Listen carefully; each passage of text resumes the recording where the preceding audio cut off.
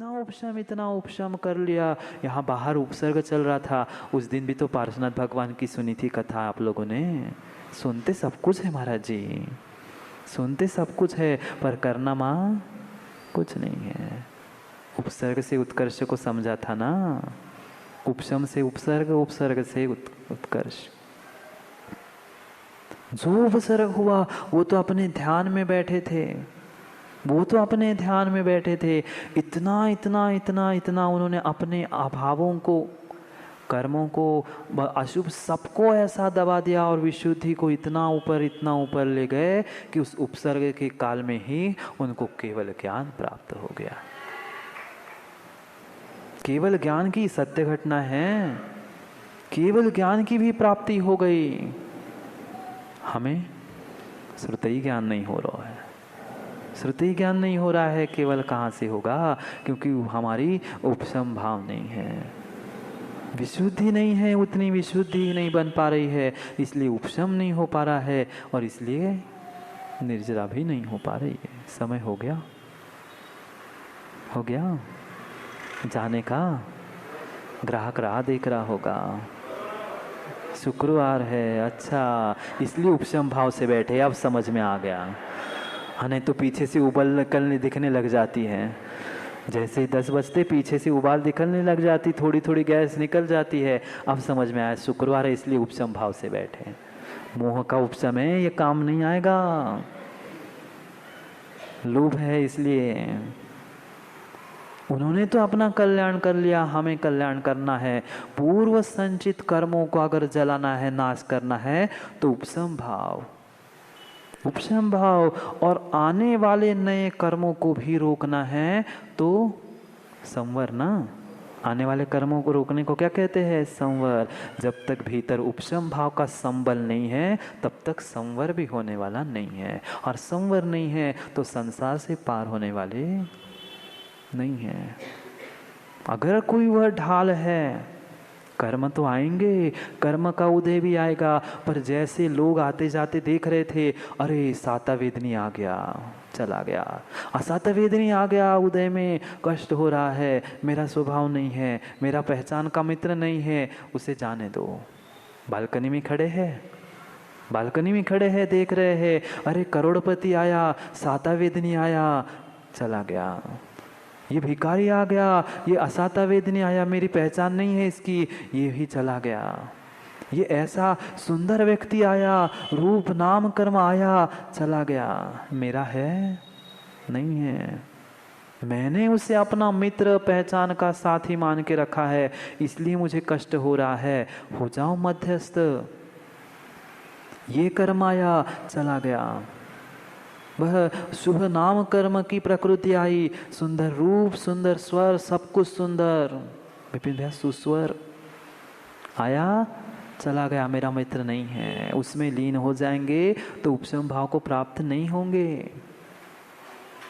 आया समझ में? बालकनी, अब खड़े होके बालकनी में क्या देखोगे? बाहर की नहीं, भीतर झांक के देखना कभी बालकनी से कि कौन से कर्म का उदय चल रहा है और उसमें मैं और के किस किस कर्म को बुला रहा हूं। यह है उपशम भाव। संवर, रोक दो, वही के वही रोक दो उसको कि ठीक है, आ गया गुस्सा, निकाल दो, हो गई मान कसाय, खत्म कर दो, दबा दो। वही उपशम भाव की ढाल तुम हाथ में लेके रहना, वह कितना भी आक्रमण हो जाए, तुम्हारे प्राणों की रक्षा हो जाएगी।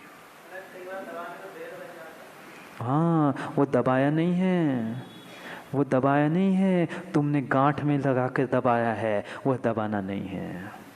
तुमने गांठ बांध के रख ली है, गांठ में दबाना नहीं है। उसको ऐसे भूमि में दबा दो, ऐसे भूमि में दबा दो, ऐसे भूमि में दबा दो जैसे बीज को दबाते हो वृक्ष और फल बन जाता है। उन भावों को ऐसे दबा दो कि मोक्ष का फल उन भावों से ही मिल जाए। हमने गांठ में बांध कर दबा लिया है आंटी में, इसलिए चल रहा है जन्मों जन्मों तक का भाव। क्यों चल रहा है जन्मों जन्मों का वैर? क्योंकि हमने अपने पल्लों में गांठ बांध के रखा है, उसे दबा के रखा है। जैसे पैसे कुछ दबा के रखते हैं ना, ऐसे उनको रखा है, इसलिए काम बिगड़ रहा है। दबाना ही है, दबाना ही है, पर ऐसे दबाओ जैसे प्रेशर कुकर में दबाया था, ऐसे दबाओ जैसे जमीन में बीज को दबाते हैं, फिर फल मिलेगा मोक्ष का। उस बीज को दबा लिया हमने अपने पल्लू में, अपने उस गांठ में, कैसे जमीन में डालेगा? दबाना है तो जमीन में दबा दो, दूसरों को नहीं, अपने ही उस बीज को। समझते हैं? समय हो गया। शुक्रवार आपका है, हम लोगों का नहीं है, हमारी भी क्रिया है। उपशम भाव वह आने वाले कर्मों को रोकने का, पूर्व संचित कर्मों को नष्ट करने का, और इस लोक में और परलोक में भी महात्म प्राप्त करने वाला। अरे संसार की भी देख लो ना, जो बहुत क्रोध करता है, रवि भैया उसके पास जाना चाहता है क्या कोई व्यक्ति? जो बहुत कषाय करता है, दूर से ही समझ में आ जाता है। कल ही बताया था ना, आंखों से ही समझ में आ जाता है, तिर्यंश भी जानता है। फिर तो वह जीव है, पंचेंद्रिय है, वो भी सब कुछ समझता है कि ये कसाई है, नहीं जाना उसके पास। भले ही कितना अच्छा काम करता हो, पर रहने दो, हम दूसरे से काम करा लेंगे। उसकी सुनेगा कौन? उसकी सुनेगा कौन? मराठीत एक कहावत है, सुना दूं प्रमोद भैया? अच्छा लग जाएगा आप लोगों को भी, थोड़ा सा कुछ मराठी, थोड़ी सी टेस्ट बदल जाएगी। हाँ माँ कहते हैं, भीख नको पण कुत्रावर। नहीं तुमसे काम कराना, पर तुम कसाय पास रखो, हम नहीं काम करेंगे, चल जाएगा। दूर से इस लोक में जो साम्यता से रहता है, जिसके पास उमश्रम है, जो माध्यस्थ भाव से रहता है, वह क्या करता है? इस लोक में भी उसकी प्रशंसा होती है, परलोक की तो होगी कि नहीं? जो धुतकारते रहता है, उसके पास कौन जाएगा? नहीं अरे यार वो तो भगाता ही है, नहीं वो कुछ नहीं कहते। ठीक है, गलती स्वीकार होगी, गलती कि हमसे गलती हुई, पर फिर भी उन्होंने कुछ नहीं कहा।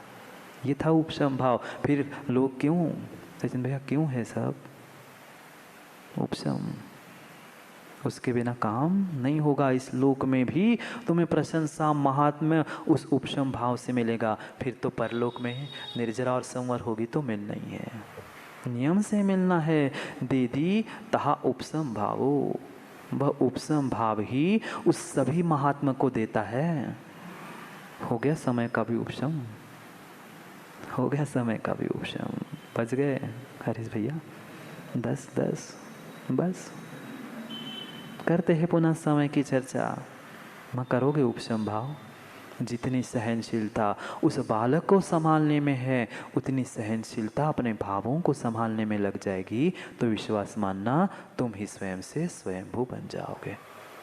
पर बच्चों के हाथों को नहीं, बच्चों के हाथों की कोमलता दिखती है, पर हमें अपने भावों की कोमलता नहीं दिखती। मेरा ग्राहक ना टूट जाए, मेरा ग्राहक ना टूट जाए, मेरा वह भाव ना टूट जाए, ऐसा क्यों नहीं विचार करते? मेरा भाव ना बढ़ जाए, मेरा भाव ना बढ़ जाए, ऐसा क्यों नहीं विचार करते? करो विचार, करो उपशम भाव को प्राप्त। दबा लो अपने भावों को, अपने उन कषायों को, अपने उन योगों को, अपने उन कर्मों को, क्योंकि वही उपशम से ही आगे की सीढ़ी प्रारंभ होगी। चाहे सपक श्रेणी भी चढ़ना, उपशम सम्यक के बिना वहाँ तक भी पहुँचने वाले नहीं है। 2 बार ना उपशम सम्यक 2 बार करना पड़ेगा ना, प्रथमोपशम द्वितीयोपशम, श्रेणी चढ़ते समय भी, तभी आगे बढ़ पाएगा। साइक सम्यक हो गया तो ठीक है, नहीं हुआ तो करना पड़ेगा दोबारा, पुनः नीचे ऊपर। समझते हैं पुनः, क्योंकि समय बहुत हो गया। पुनः समय को और समय पर समझना है। कल आओगे? कहाँ से, कहाँ के लिए? वही से महाराज जी, जहाँ जिस नाली में जा रहे हैं उसी नाली से नहा धो के पुनः सुबह आ जाएंगे। थोड़ा सा नशा कम कर दो, थोड़ा सा संजोग भैया नशा कम कर दो, बॉटल का नहीं, मोह का नशा कम होगा तो ही उपशम भाव होगा, उपशम भाव होगा तो ही मोह का नशा कम होगा। दोनों एक दूसरे के लिए ज़रूरी है। समय हो गया है, क्योंकि कल समय की बात कर रहे हैं, इसलिए आज समय पे छोड़ देते हैं। कल पुनः समय पर समय की बात करने के लिए समय पे मिलते हैं, क्योंकि समय पे किया गया काम समय को दिलाता है। बोली भगवान महावीर स्वामी की। अनादिकाल से हमारी आत्मा में जो जन्म, जरा और मृत्यु रूपी रोग लगे हैं, उन रोगों का उपशमन करने वाली कोई परम औषधि है तो वह एकमात्र यह जिनवाणी भव्यात्मा। उस समय को पाने के लिए, आत्मा को प्राप्त करने के लिए हमने उस यात्रा को प्रारंभ किया था।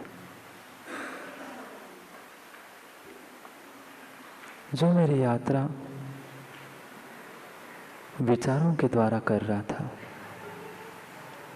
वही मुझे स्वयं से स्वयंभू बनाने वाली थी। बनना मुझे स्वयंभू ही था, पर जब तक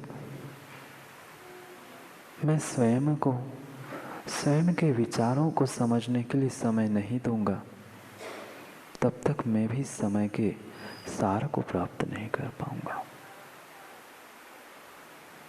कितना समय बीतता गया, कितना समय बीत गया, पर फिर भी मैं आज तक अपने स्वयं को नहीं समझ पाया। न मैंने अपने स्वयं के विचारों के बारे में कभी विचार किया। इतना समय, इतना समय, इतना समय बीतने के बाद भी मैं अपने जीवन को अच्छा नहीं बना सका,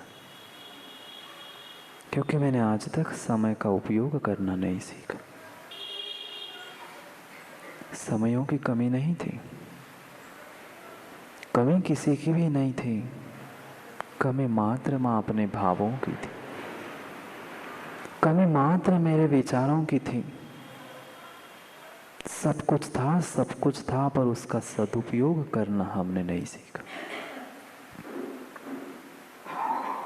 हमारी भी यात्रा थी, जैसे हम भी किसी यात्रा में, तीर्थ क्षेत्र की यात्रा में निकल जाते हैं। माँ की कभी यात्रा, जब यात्रा में जाते हैं, कितना ही समय कम हो, प्रयास क्या करते हैं, उस प्रत्येक समय का मैं कैसे उपयोग करूं।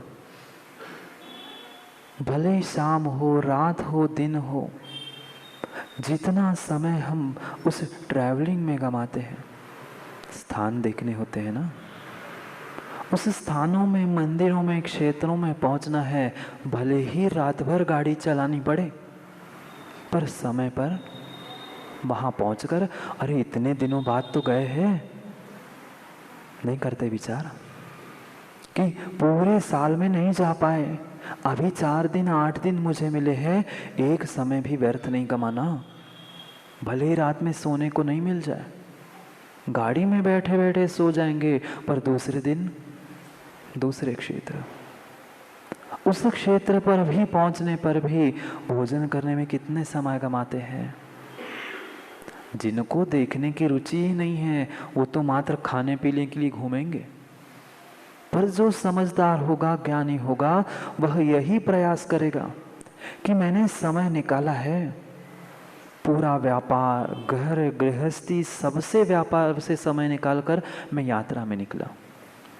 फिर जितना जितना मैं समय का उपयोग कर सकता हूँ, भोजन करने में समय नहीं गमाएगा, ना इधर उधर व्यर्थ स्थानों में घमाएगा। क्या करेगा, अधिक से अधिक मैं क्या ग्रहण कर लूं, अधिक से अधिक मैं क्या देख सकता हूं, अधिक से अधिक मैं किस किस के दर्शन कर सकता हूं, आदि सब कुछ विचार करता है। कौन? जिसके पास विवेक है, समझदार है, ज्ञानी। नहीं है वो तो गाड़ी में घूमने के लिए गया है, होटल में भोजन ही करने गया है, उसे कोई विवेक नहीं है। अरे होटल में खाना तो तुम्हारे नगर में भी मिलता है, तुम कहीं भी बनाकर कहीं भी जाकर एक दिन में भोजन करके आ सकते हो, पर वहाँ इतनी दूर हजारों किलोमीटर गए हैं, किस लिए यात्रा कर रहे थे? वहाँ पर कुछ देखने जैसा था, वहाँ पर कुछ मुझे दर्शन करना था, कुछ विशेष वहाँ मिलने वाला था। एक एक समय का हम उपयोग, सदुपयोग करते हैं, कि आज तो मिला है, फिर कब आएंगे। आप लोग नहीं गए क्या गोमटेश दर्शन करने? बहुत सारे लोग हो आए। जब गए थे तब कितना समय बाहर के व्यर्थ घूमने में लगाया और कितना समय सन्मति विहार गए थे ना गोमटेश। एक तो साधु के दर्शन करो, भगवान के दर्शन करो, अभिषेक करो, नहीं तो रातों रात यात्रा करके पहुंचो। ऐसा प्लान नहीं करते क्या? पूरा प्लान यही रहता है कि कम से कम हमारा समय दिन का वह ट्रैवलिंग में जाए, रात में ट्रैवलिंग करे और दिन में जहाँ जहाँ पहुँचना है वहाँ का हम समय का सदुपयोग।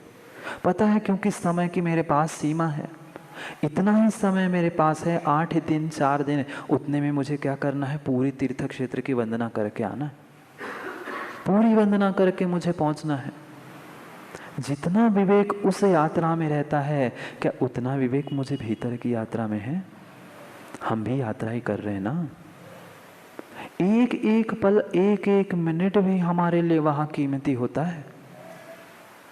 जिसके पास वह ज्ञान है वह उस निसर्ग से भी कुछ ग्रहण करता है, उस निसर्ग से भी पिन भैया कोई कुछ ग्रहण करता है। कोई कैमरे में कैद करके रखता है, कोई विचारों के द्वारा अपने मन में कैद करके रखता।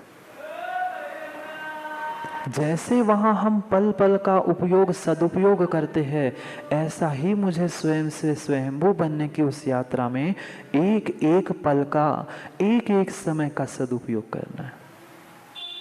नहीं कर पाए आज तक। आज तक समय का उपयोग ही नहीं जाना, सदुपयोग कहाँ से करते? अंतर है उपयोग में और सदुपयोग में। आज तक मैंने 1 मिनट का भी सदुपयोग करना नहीं सीखा। सीखा क्या माँ? नहीं। जितना समय मैंने दूसरे के बारे में दूसरों को दिया, उतना समय मैंने अपने लिए नहीं दिया। आज समय का सदुपयोग सिखा रहे हैं कुंद कुंद स्वामी। समय का सदुपयोग कैसे करे और कौन कर सकता है वो तो हमें पता ही है। जब स्वयंभू बनना है तो हमें सबसे पहले सम्यक दृष्टि बनना होगा, और वह सम्यक दृष्टि एक एक मिनट का कैसा सदुपयोग करते हैं।